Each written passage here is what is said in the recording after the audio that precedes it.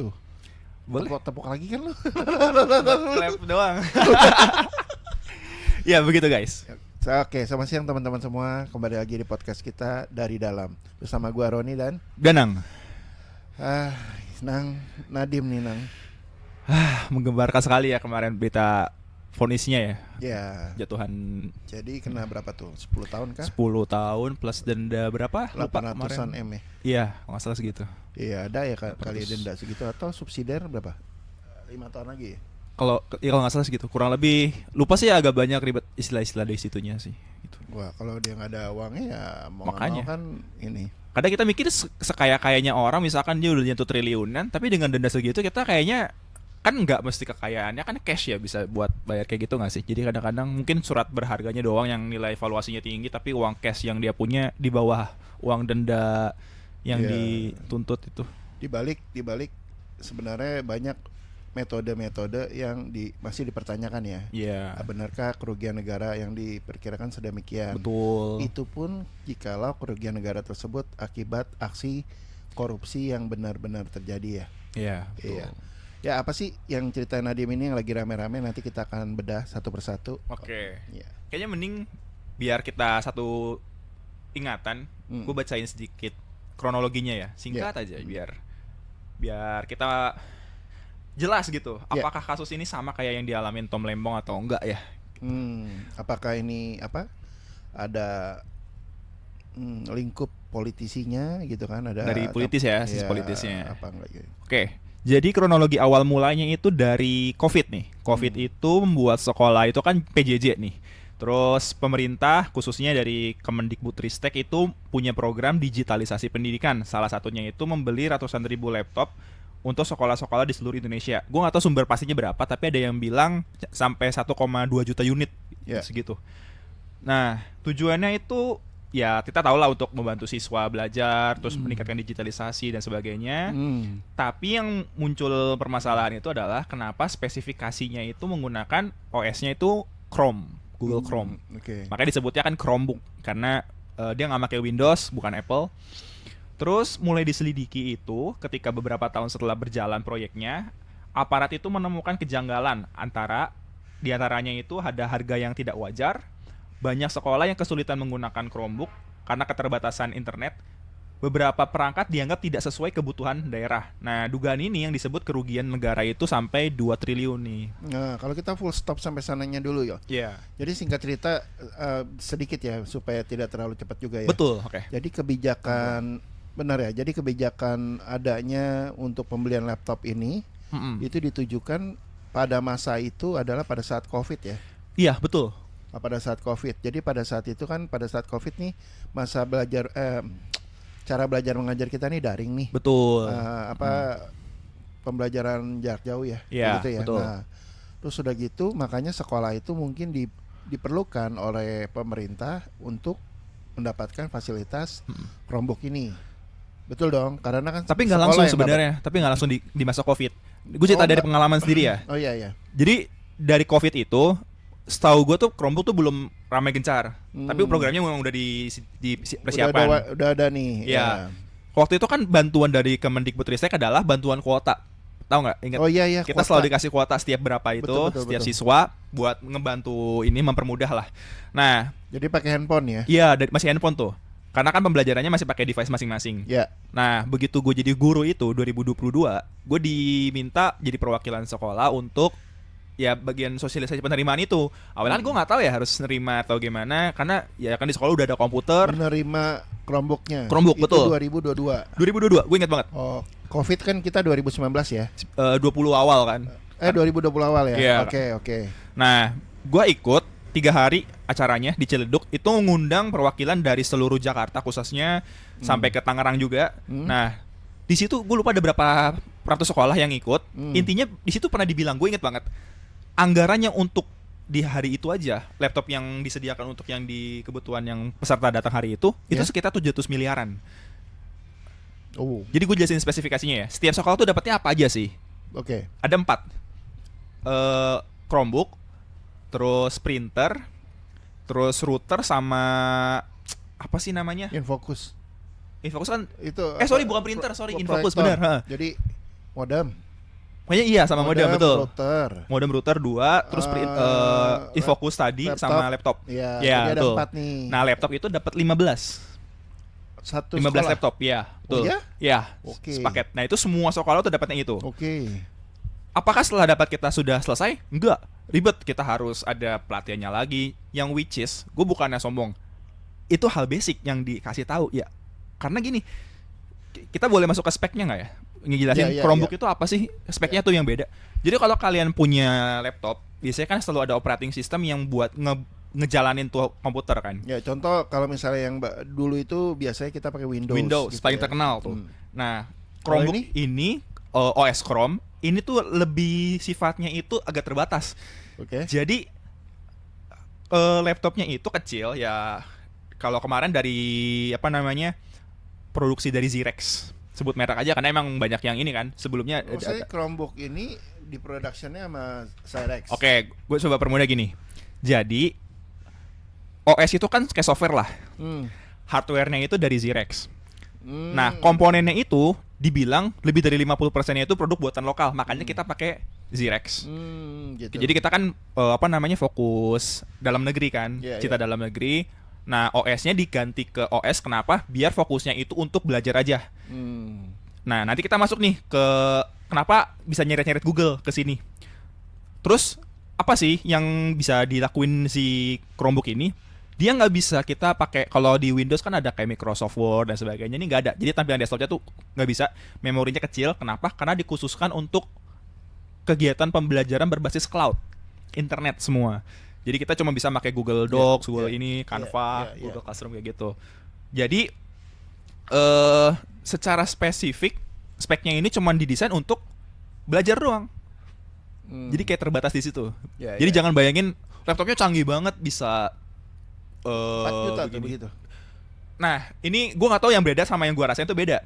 Jadi waktu gue pelatihan itu, dia bilang kalau nggak salah 4 apa 5 juta kah?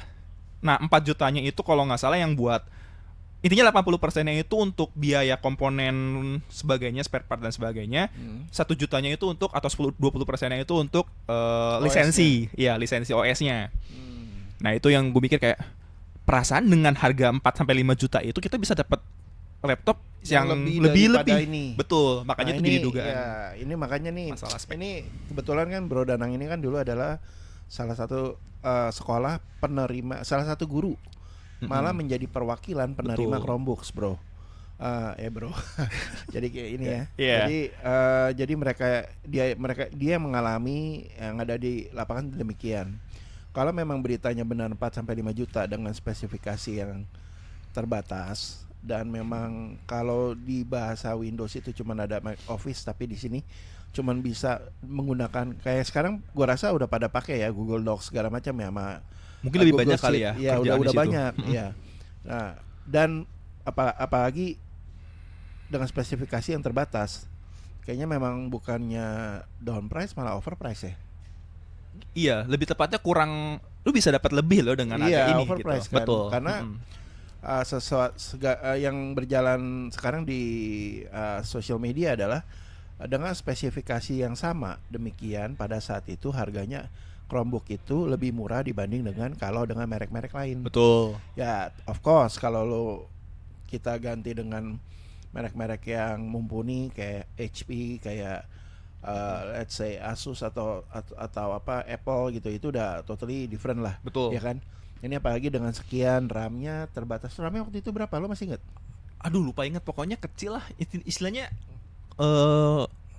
paling kalau nggak salah 4 deh. Kalau nggak salah ya. Ya, bro. Kalau 4 sih terlalu kecil. Kecil, benar. betul. Iya. Dia punya ini hard disk? Nggak ada. Setahu gue tuh memorinya karena cloud, man. Bener. Oh, I see. Jadi misalkan lo punya project pembelajaran yang misalkan pakai Canva nih, lu suruh buat desain, terus lu harus save, bisa nggak save, cuman terbatas banget, jadi kecil banget. Iya, mungkin di RAM-nya dia gitu kan. Karena kan soalnya emang harus ada kan, biar bisa jalan juga. Itu kalau bagus di cloud.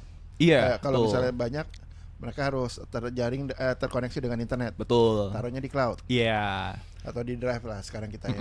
Tapi bukankah nanti suatu saat kalau dibilang ada apanya nih, ada keuntungannya kalau taruh di cloud, bukankah memang model bisnisnya IT begitu ya. Pertama digratisin dulu.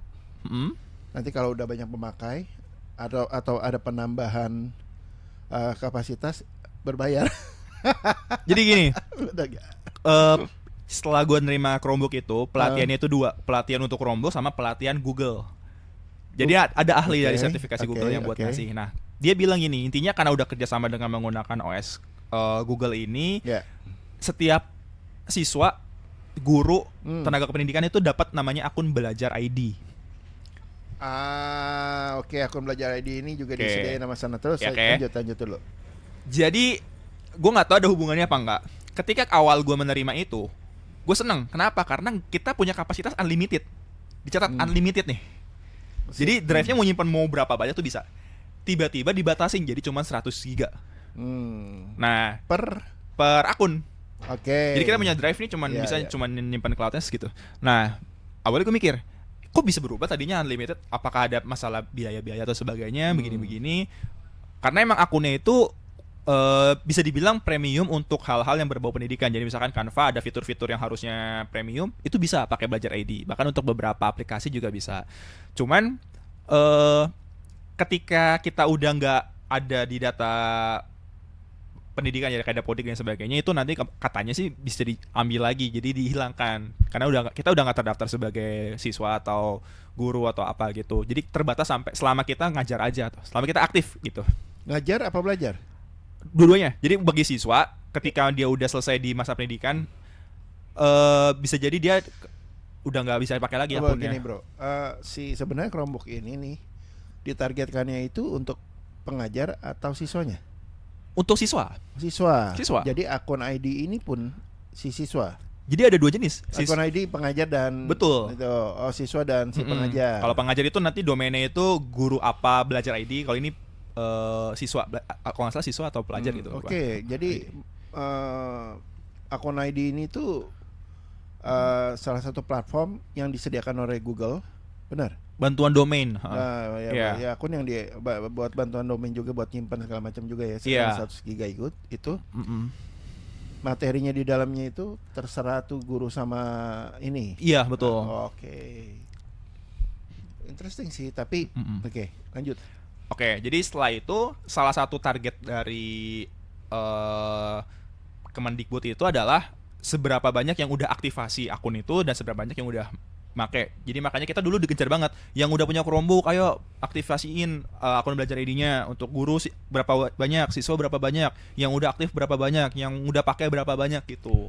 Itu akun ID itu sendiri itu bisa beririsan, berkolaborasi dengan kurikulum yang berjalan saat itu kah? Iya, bisa. Karena itu platform doang. Betul, karena kalau ada beberapa platform yang khusus guru, misalkan kayak untuk yang untuk platform pembelajaran guru lah ya. Itu diutamakan harus pakai akun belajar ID, karena itu kan dibawa kementeriannya langsung. Jadi nggak bisa pakai akun Gmail yang umum gitu. Kayak sedikit dipaksakan ya. Kurang lebih begitu. Ya oke. Entah karena udah untuk menggunakan gitu. Ya biar seragam semuanya biar make. Sebenarnya bagus sih sistemnya, cuman kayak beberapa keterbatasan kayaknya menurut gua ya ada yang bisa lebih ditingkatin lah di sana sistemnya. Di salah satu, iya. Ya, tapi satu sisi juga tadi gua dengar dari lu juga sebagai salah satu yang mengalami, ada beberapa mungkin teman-teman guru atau teman-teman murid kewalahan ya. Awalnya iya betul. Menggunakan ini ya. Karena kan mereka terbiasanya sama Windows. Ya. Gak usah Windows, mungkin pen sama pensil kali. Iya. Iya kan? Betul. Iya kan? Jadi memang apakah tepat sasaran atau benar atau bagaimana ya susah. Tapi pada saat itu berarti salah satu yang fasilitas dari pemerintah adalah memberikan pulsa ya. Pulsa dulu untuk yang awal belajar mengajar ya. Iya, Oke. Nah, kita lanjut ke Chromebook ini lagi. Oke. Jadi setelah Chromebook itu yang menjadi polemik saat ini adalah diwacanakan adalah tepat sasaran apa enggak. Nah, ya kita bisa masuk di situ. Dari situ juga ada yang bilang ini akhirnya dipaksakan. Kenapa mesti Chromebook gitu kan ya? Betul. Padahal kalau dibilang TIK-nya sendiri sebagian dari sekolah itu lebih gampang menggunakan yang berbasis ya Windows. Betul. Gitu. Tapi ya karena ada juga yang mengkait-kaitkan nih Chromebook itu kan Google ya kan. Iya. Kebetulan Pak Nadiem ini dulu adalah salah satu pemegang saham atau founder bahkannya dari Gojek yang investornya adalah si Google juga. Betul. Ada konflik kepentingan nggak? Nah menurut lu gimana kalau yang mengenai polemik ini? Nah ini kita bisa perdebatan tuh. Apakah dengan proyek yang melibatkan Google ini berarti ada konflik kepentingan atau enggak? Kalau yang hipotesa deh, paling gampang hipotesa. Kalau menurut gua sebenarnya enggak, karena kerjasama sebagai perusahaan dengan Google itu kan terjadi sebelum Nadiem jadi menteri kan. Seingat gue setelah, jadi gini, waktu 2019 kan gue inget nih ketika Jokowi udah kepilih, dia manggil beberapa orang kan yang terkenal kan waktu itu kan rame tuh, ada Nadiem, ada Wisnu Tama kan, dipanggil, udah mulai menghadap berarti kemungkinan besar jadi menteri nih. Nah ketika dia jadi menteri, menurut gua kayaknya agak kurang. Makanya setahu gua sejak saat itu Nadiem gak begitu banyak aktif di Gojeknya. Cuman dia masih sebagai founder kan tetap dimintain. Sama halnya kayak gini. Sekarang kita tahu nih CEO Google kan orang India nih, Sundar Pichai. Tapi kan masih ada keterlibatan tuh dari founder sebelumnya kan, si Larry Page sama Sergey Brin ya. Jadi kerja sama Google-nya itu tuh udah terjadi sebelum dia jadi menteri. Cuman karena ketika dia jadi menteri ini kebijakannya menggunakan ya nyerempet-nyerempet ke Google itu ya jadi salah satu isu yang rentan lah untuk dipakai untuk kalau dia menyalahgunakan wewenang itu, konflik of interest-nya. Ya pada saat kalau kita mengerucutkan ekosistem permasalahannya sampai dengan itu ya iya dong bro. Betul. Benar gak? Apalagi lu yang practitioner juga yang mengalami itu juga pas ngelihat ini mah terlalu susah nih kalau begini ya kan. Iya kan, kalau apalagi apakah semuanya terjaring internet? Enggak juga ya kan. Dan terlalu dipaksakan akhirannya. Soalnya kalau ngomongin tepat sasaran atau enggak, waktu kita pelatihan itu ada yang kasihan banget karena ada guru yang bilang dia harus sampai ke atas naik tangga, naik pohon buat dapetin sinyal doang buat ngikutin pelatihan kayak gitu. Kayak menurut gue sebenarnya sekolah gue tuh nggak perlu kelompok-kelompok banget sebenarnya. Cuman pada saat itu bahkan sampai sekarang gitu ya. Cuman kita pernah ngomong sama ke salah satu perwakilan, bisa nggak ditarik aja gitu. Jadi biar kita nggak terlalu repot buat ngurusin begini-begini. Ternyata nggak bisa. Ya mungkin bisa, cuman agak repot. Bahkan ada birokrasinya. Bahkan ada ini berarti. Bahkan ada beberapa guru atau sekolah itu yang mengutarakan adalah udah deh kita nggak usah pakai gini-ginian gitu ya, nggak usah pakai akun ID. Yes. Kalau akun mungkin harus. Cuma kalau untuk Chromebook-nya akun ID sendiri bisa diakses dengan yang lain? Bisa. Oh, berarti Chromebook itu salah satu alternatif doang berarti ya? Karena media ininya kan alatnya. Iya. Jadi biasanya dipakainya buat apa sih? Kan kita kan ada namanya sekarang ANBK, Asesmen Nasional Berbasis Komputer. Nah itu untuk beberapa yang sekolah yang mungkin tidak punya lab komputer bisa pakai itu untuk ininya, keperluannya. Ya tapi sebenarnya nggak mesti Chromebook juga kan? Harusnya sih enggak. Ya, bisa yang lain. Jadi yang lain pun bisa. Tapi ini kenapa dipaksakan Chromebook? Betul. Nah ini gue jadi mulai berpikir. Nah, gimana kalau menurut lo ngeliat ini? Kalau menurut gue sih berarti ya benar kayak sedikit dipaksakan. Kalau memang fasilitas yang sekarang udah, maksudnya kalau komputer yang lain bisa gitu, kenapa mesti Chromebook? Oke. Dan kenapa cuman Chromebook yang pada saat itu didorong? Lalu kan ada beberapa opini kan ya yang timbul yang kemarin kita sempat share ya di belakang layar. Jadi Chromebook itu dipakai karena katanya lisensinya tidak tidak berlangganan ya, sekali bayar doang toh? Iya sekali. Iya kan, kalau yang lain bisa jadi itu ya ada berbayar terus. Ya of course lah bro, itu bisnis. Iya. Kalau di awal-awal misalnya dulu lah katakan kita ada Gmail ya, kita ngomong terang-terang aja, kita ada Gmail kita itu cuma dikasih drive-nya itu 15 giga. Dulu mungkin ya masih free dulu, saking banyak ya orang yang udah pakai, ketergantungan baru diberbayarkan. Ya itu mah strategi bisnis lumrah ya kan. Jadi untuk perhitungan pada saat itu ya fair aja. Tapi kalau yang lain sudah ada misalnya fasilitas komputer sendiri atau yang biasa menggunakan Windows dan bisa menggunakan akun ID, ya kan, sebagai salah satu yang dari platform yang dari pemerintah ya. Iya. Ya. Nah, kenapa harus didorong Chromebook ini sampai dengan demikian gitu loh. Apalagi dengan 4 sampai 5 juta. Harusnya ya sekolah-sekolah yang lain yang mungkin di tempat lain mendapatkan yang lebih baik. Kan begitu kan. Ini kita bicara berarti 2020 sampai 2022 bahkan ya. 2022 ya. Itu rame-ramenya kita rame-ramenya ya. Distribusinya. Nah, itu dia.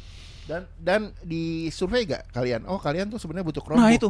Enggak. Oke, Jadi, berarti setiap sekolah tuh dapat undangan. Studi kelayakannya sendiri itu nggak jelas nih. Oke, bisa. Benar nggak, bro?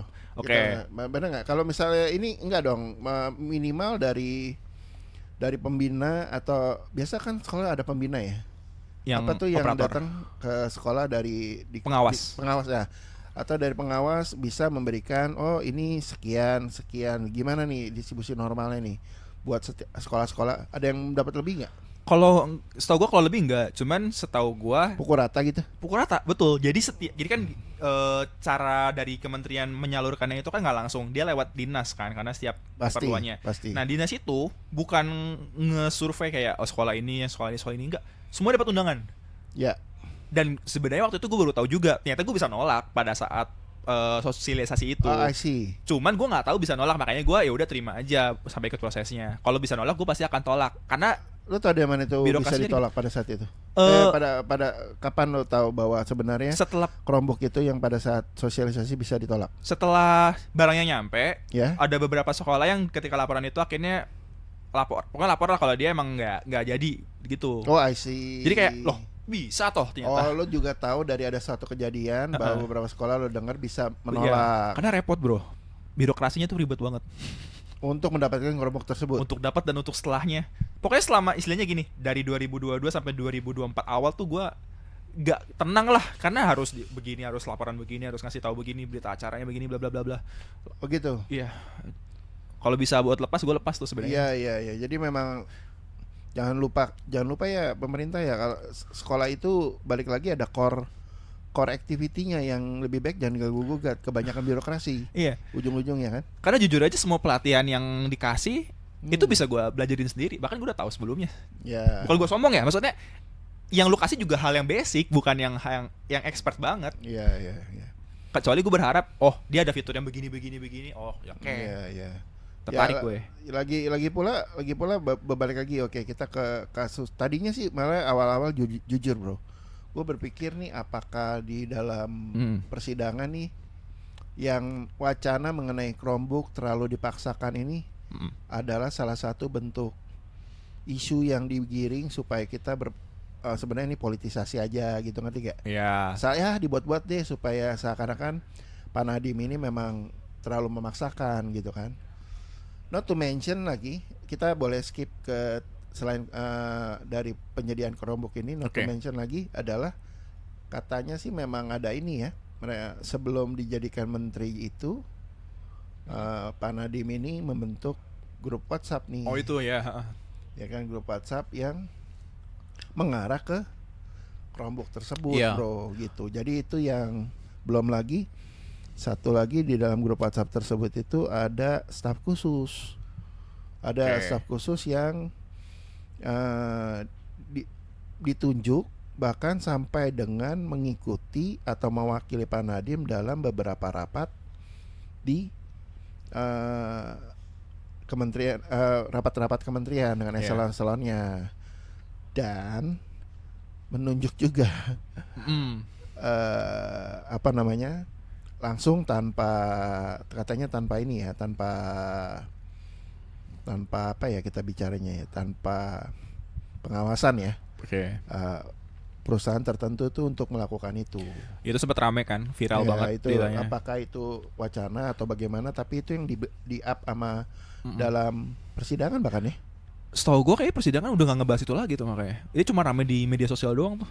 Oh gitu. Jadi makanya gue gak tahu itu bener apa enggak ya. Kalaupun bener, kayak mungkin ada kelemahan sesuatu yang akhirnya bisa melemahkan bukti itu. Karena kan sebenarnya kan kalau kita bicara Pak Nadiem sendiri, yang dikena sekarang itu kan dia dianggapnya kan adalah korupsi.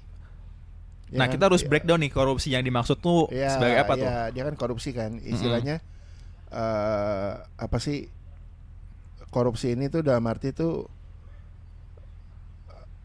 benar nggak menerima dana sepeser pun, ternyata enggak. Iya. Makanya ada satu bilang apa ya, ketuduhan primernya ini Iya, tidak tidak dianggap, terbukti, betul. tidak dianggap Heeh. oleh hakim. Iya, betul. Tapi ada mens rea di sana. Enggak. Ada entar dulu. Oke, versi lu ya, versi ya, ya. yang gua tahu Nangkap nih. ya, oke. Jadinya ada mens rea di sana, ada Oke. niat Oke. untuk berbuat jahat atau curang. Apa tuh mens reanya? Salah satunya diawali dari yang tadi. Apakah kenapa nih Udah harus disiapin ya? Chromebook ya kan? Kenapa nih mesti ada grup WhatsApp nih ya Ya. kan? Kenapa nih ada staff khusus yang itu kan penyalahgunaan wewenang ya, yang langsung. Bahkan ada yang tulisannya adalah kalau yang tidak sesuai dengan perintah, yang tidak sesuai dengan instruksi kita, dijennya diganti, ya kan? Ya, whatever it is ya.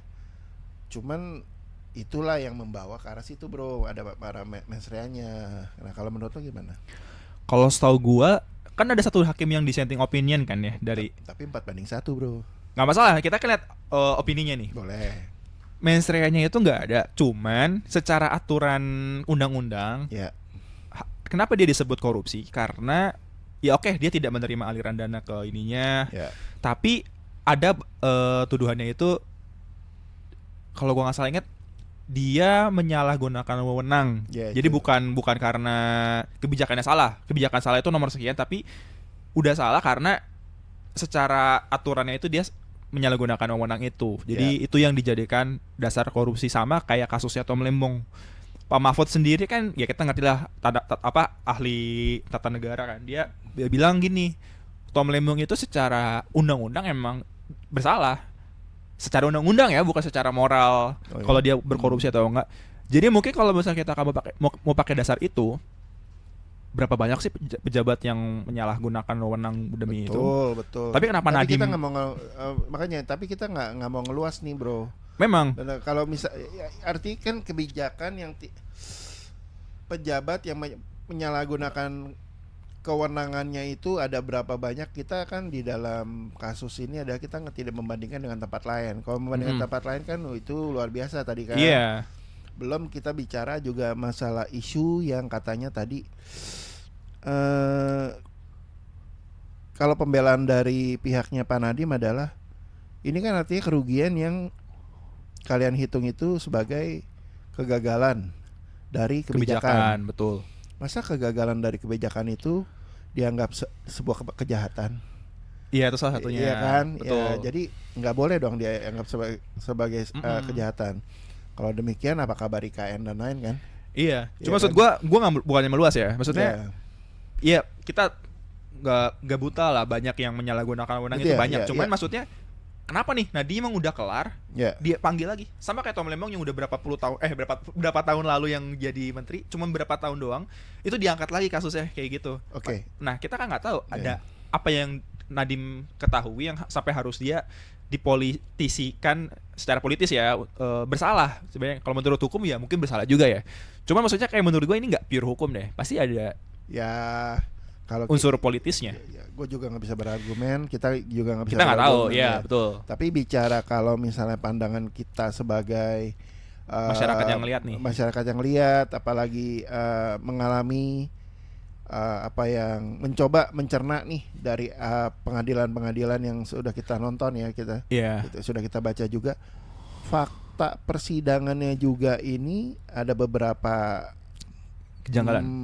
beberapa sumber yang cukup bisa kita terima pendapatnya adalah belum lengkap bro, Iya betul.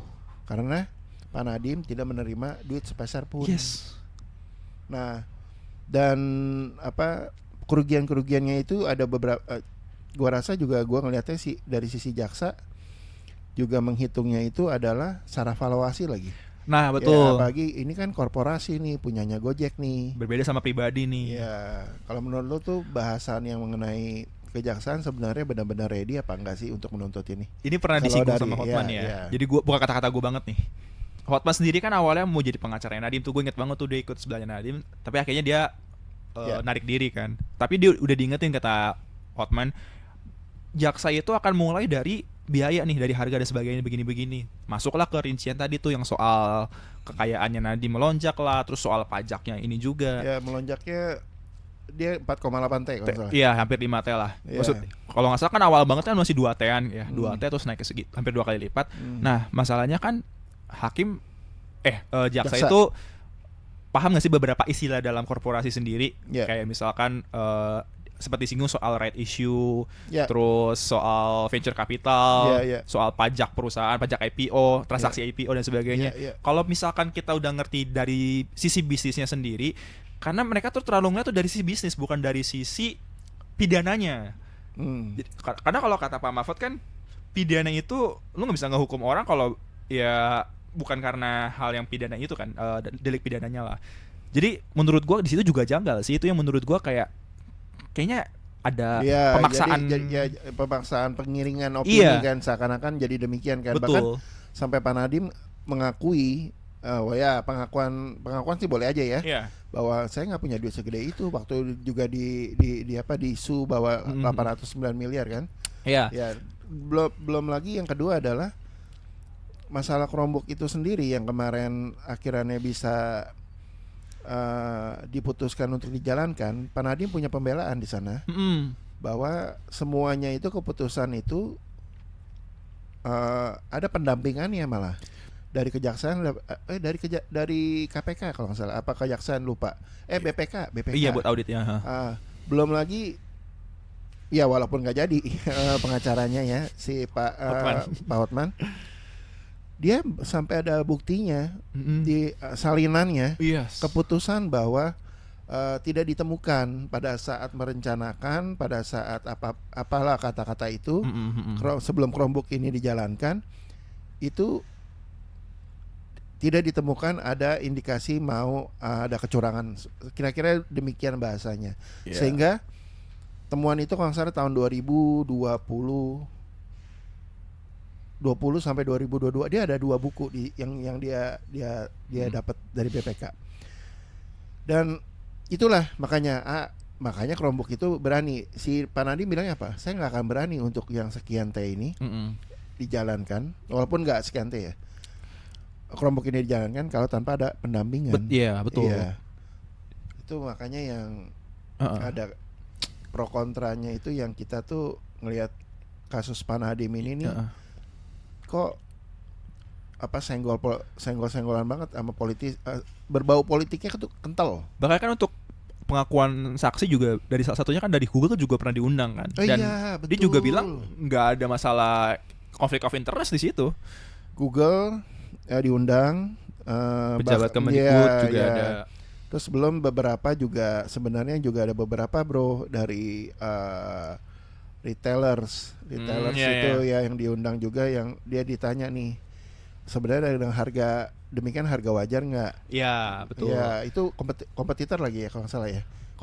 Iya, yang sebanding ya, karena untuk ngomongin harga pasarnya berapa. Ya. Kompetitor itu sih bilangnya sih, kalau nggak salah waktu itu mereka sebagai saksi ahli ya. Iya, saksi lah semuanya. Ya, jadi bilangnya harganya masih wajar. Betul, itu dia. Dari semua pembelaan juga bahkan kuat gitu untuk Nadiem. Jadi kayak gue nggak paham.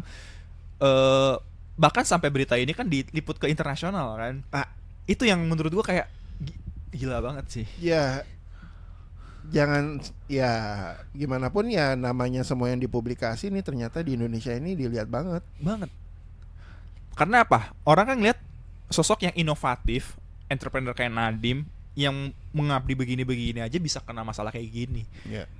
Gimana investor mau percaya sama regulasi dan hukum di Indonesia kalau orangnya aja kayak gitu? Berarti mungkin aja ya, jadi di kemudian hari ini para menteri-menteri kita ini sebenarnya ada di kursi panas ya bro.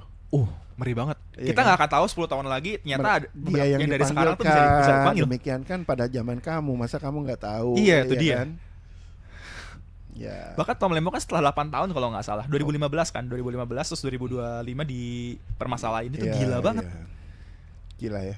Gila. Indonesia ya. Ya, Gua speechless sih. Lo kebayang gak sih? Semua tuh. Gue kayaknya kalau misalkan jadi pemerintah nih gue akan bilang berita internasional itu hanya antek-antek asing yang pengen supaya ini. Iya. Tapi menurut lo ya, bentar lagi kan Agustus nih, bakal dapat pengampunan nggak? Nah ini boleh juga nih, penting nih. Ya kalau sudah diputuskan cepet-cepet kan baru bisa diampuni kan. Bisa. Tapi kalau belum diputuskan, belum bisa apa yang diampunin, ya kan? Kan bisa diberhentikan juga prosesnya. Bisa ya? Bisa. Ada abolisi sama amnesti. Oh, Gue lupa bedanya secara ini ya. Pokoknya ada dua istilah itu, amnesti dan abolisi. Pengampunan sama, kalau abolisi itu kan penghilangan, pokoknya kayak urusan proses lu dihilangin langsung. Kita balik ke sebagai manusia ya, yang yang hidup di dunia ini dengan berharapkan kebenaran dan keadilan, benar nggak bro? Iya. Ya. Jadi kita berharap presiden kita ini memiliki tindakan yang benar, yang bijak. Apapun yang diabolisi dan diamnesti, apapun jikalaupun tidak, semuanya adalah yang terbaik yang terjadi, yang kita bisa alamin lah. Tapi kalau prediksi lu bakalan tetap dapat gak? Kalau menurut gua kemungkinan besar pasti dapat. Pasti. Karena siapa sih yang mau jadi pahlawan kan? Semua mau gitu. Semua kan? Jadi pahlawan gitu ya. Bahasa lu tuh kayak gimana gitu ya, rada menarik ya hari ini. Gak bahaya lah. Cuman ya again bro, mudah-mudahan Pak Nadiem juga ke depan mendapatkan hasil yang sebenarnya itu yang adilnya, betul. Karena gue objektif guys, gue tipikal yang mengkritik ke kurikulum dari dia. Cuman kalau untuk hal yang menurut gue dia nggak salah ya, kenapa gue harus sebenci itu kan buat ini? Iya, kita mengkotak-kotakan sih sebenarnya kemarin kalau dalam beberapa hal misalnya misalnya guru ya, guru honorer yang masalah. Jadi kan masalah kependidikan itu kan di masa Pak Nadiem itu kan sebenarnya luas ya bro. Banyak. Iya. Kurikulum lah yang dirubah, terus sudah gitu juga UN dihapuskan, ya kan. Sekarang Chromebook, ada lagi guru honorernya gimana? Betul. Yang belum kelar waktu itu kalau nggak salah DPR kita sempat marah-marah ya. Sempat ya, betul. Sempat marah-marah buat sama kementerian sama Pak Nadiem malah. Jadi cuman untuk kasus ini ya mudah-mudahan Pak Nadiem juga mendapatkan yang sebenarnya yang merupakan kebenaran lah. Ya, dan kita berdoa supaya hakim-hakim di negara kita itu sudah tidak maksudnya tidak ditolak-tolak dengan yang tidak berkepentingan sebenarnya. Kan dinaikin 300%, 280%. Ya tidak berkepentingan itu maksud saya. udah naik ya. Oke, iya udah dinaikin. Kan untuk anggaran kenaikan gaji hakim kan ada. Bahkan mau dinaikin 300% tapi ditahan sama Purbaya kayaknya cuma naik 280%, sedangkan kalau untuk kenaikan guru duitnya nggak ada katanya begitu.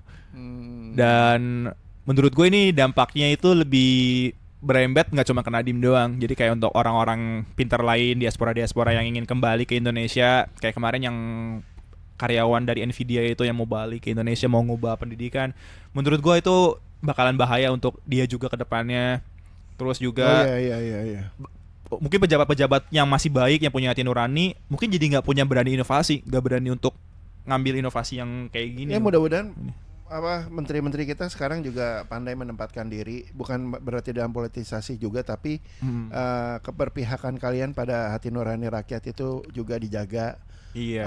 Walaupun ada mungkin beberapa mengerti di politik ini adalah nggak gampang ya bro. Betul. Karena mungkin salah satu nggak semua bisa disenangkan. Salah satu juga gue percaya presiden sampai sekarang sih, walaupun bagi yang di media seperti apa, presiden kita itu gimana pun juga harus membalance bro. Harus membalance, nggak bisa gembar-gembor begitu, itu chaos jadinya gue rasa. Iya. Jadi benar, mungkin beberapa kali ya kalau di media itu sifatnya nyeleneh, cuman ya mudah-mudahan ke depannya ini ya kita cuma bisa berharap lah. Sebenarnya yang kasus Nadiem ini ya salah satu yang diangkat. Banyak mungkin beberapa masyarakat kita yang terkena kasus juga itu mungkin nggak mendapatkan keadilan ya. Banyak banget. Contoh kemarin yang MBG misalnya. Satu sisi kita tahu lah bahwa bukannya si siapa? Dadang. Bukan si itu. Satu sisi kita tahu bukannya anak-anaknya yang teriak, ya kan? Tapi pengusaha teriak. Tapi kalau POV kita jadi si orang pengusaha ini yang tidak dibayar juga sama yayasan, dicurangi juga oleh oknum-oknum. Iya. itu kan juga kasihan bro, Mm-mm. ya kan? Dia dijanjian apa, udah bikin kitchen ternyata nggak jadi, kitchennya di mana. Pada akhirnya jadi efek snowball juga tuh, karena Itu semuanya dia, kena ya, jadinya. ya makanya pemerintah ya dalam bikin program Tolonglah ya mudah dipikirkan. setitik bola salju dari kalian dari gunung tuh turunnya itu nyampe ke lembah itu jadi gumpalan salju yang berat buat Ya. masyarakat di bawah. Jikalau tidak berhasil, Itu dia. ya, Ya semoga ada kabar baik lah ya kabar baik ke lah. depannya. Oke, Lagi nggak nih? nggak ada. Gua Ya, masih nggak tahu sih. Gue pikir bakalan ada secercah cahaya ketika kemarin putusan itu, ternyata malah benar-benar tetap dilanjutin. tapi kita hasil kita hukumannya. tapi kita jangan sampai ini sih bro, jangan sampai di masyarakat ini jangan sampai ada keresahan, jangan sampai ada ketidakpercayaan yang muncul berlebihan, bro. Oke. Karena menurut gua bagaimanapun itu di antara 4 hakim, di antara 5 hakim ada 1 hakim yang tidak, artinya mungkin ada beberapa dari mereka pertimbangan, ya kan? Ya kalau berharap hakim-hakim ini benar-benar bisa bekerja dengan mereka punya hati nurani lah bro. Karena satu-satunya hakim ini, kalau gue lihat track recordnya juga emang sebelumnya dia pernah jadi di jurnalis juga. Jadi gue tau lah cara berpikir jurnalis. Ya gue respect lah. Ya, dan jaksa-jaksa tolong kalian memang menuntut untuk seperti apa, ada beberapa juga yang luar biasa dari kalian, tapi semoga kedepannya juga pada saat penuntutan kepada yang sebenarnya tidak bersalah atau gimana gitu ya, mudah-mudahan jangan diada-adain gitu kan. Ya kan, Ingat tanggung jawab lu di akhirat tuh lebih itu gede dia, bro. itu dia. Benar bro, benar. Lu di sini oke lah aman sampai hari tua, sampai lu meninggal, tapi lu di Iya, kita hari penghakiman jangan sumpah serapah kita. enggak sumpah. Cuma gue ngeri loh. Maksudnya Iya, kita bisa ngeliat ya. aja, kok Iya, berani sih lu? Iya, kayak kecuali dia benar. Ya. Kita nggak tahu ya. Jelas itu.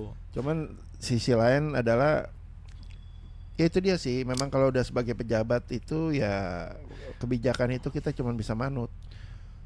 Emang bener ya kemarin hakim yang sama yang hakim Tom Lembong juga ya? Hakimnya Nadiem kemarin ya? Wah, gua nggak perhatiin itu emang iya. Gue jujur itu rame beritain kalau itu hakim yang sama. Tapi kalau sampai benar itu hal yang sama, gue belum cek jujur aja ya. Tapi kalau emang bener sama, wah gila sih. Enggak. Lagi pula mudah-mudahan lah ini kan masih ada yang ke depan ya. Apakah akan naik banding? Iya, karena kemarin kan ketika habis baca putusan, tiba-tiba langsung ditinggal pergi aja tuh, nggak sempat mendengarkan. Iya, itu ini juga lagi. agak janggal sih. Tapi Betul. itu kata beberapa source itu budaya kita mendengarkan. Jika sudah ada putusan, gimana kamu terima nggak? Yang jaksa cukup nggak? Itu dia. Kuasa cukup nggak? Ya kan itu Iya. ada pendengar, ada mau menyampaikan apa nggak? Itu ada budayanya. Betul. Itu budaya. Cuma kalau nggak salah ada dua versi. Nggak Jadi tahu itu mandatori apa nggak? gue nggak tahu juga karena waktu itu ada kayak istilah, gue nggak tahu istilah di peradilan ya. Jadi kalau misalkan ketika udah fix final semuanya udah nggak ada ini apa-apa, ketika dibacain sama hakim, lu nggak bisa koreksi. Tapi untuk hal yang kayak gini, gue nggak tahu masih bisa dikoreksi atau enggak, karena mungkin aja beda prosesnya. Anyway, kita percayakanlah semuanya ini pada proses keadilan, Yes. ya kan. Dan bagaimanapun semuanya juga ada aturan main supaya nggak semena-mena dan tidak digiring juga sama opini publik. Karena sekarang bukan masalah opini publik nih atau rakyat yang berkepentingan. Banyak buzzer. Wah, ya kan? gila. Kalau kata si Om Deddy tuh bilangnya gini, sekarang malah buzzer yang bergerak gitu. Jadi bukan kebenaran yang nyata, tapi malah perspektif yang jadi kebenaran. Iya. Akhirnya kenyataan gitu. Karena masalahnya anggarannya ada loh bro buat itu. Ada ya? Ada anggaran buat buzzer. ya? Ada. Oh. Sebutannya mungkin bukan buzzer ya. Ya. Cuma tetap aja kinerjanya ya itu. Ya, dan juga buzzer-buzzer juga ya kalian juga berpikirlah gitu loh. Apakah benar dengan melakukan demikian gitu. Maksudnya kalau lu dibayar, gue masih bisa make sense lah. Tapi kalau lu nggak dibayar, lu ngapain sih? Iya. Sebela itu. Karena kita kan menurut gue, dia dibayar juga sama ya bro. Lu dibayar sesuatu sama sesuatu yang mohon maaf nggak halal. iya sih. Cuman kita kan sekarang udah terbagi dua lagi nih. Iya, pro kontra is okay loh. Jadi kayak yang oposisi nih, sebutannya itu kan anak abah. Nah orang yang pro disebutnya buzzer. Udah, kita sekarang kebagi-bagi lagi nih.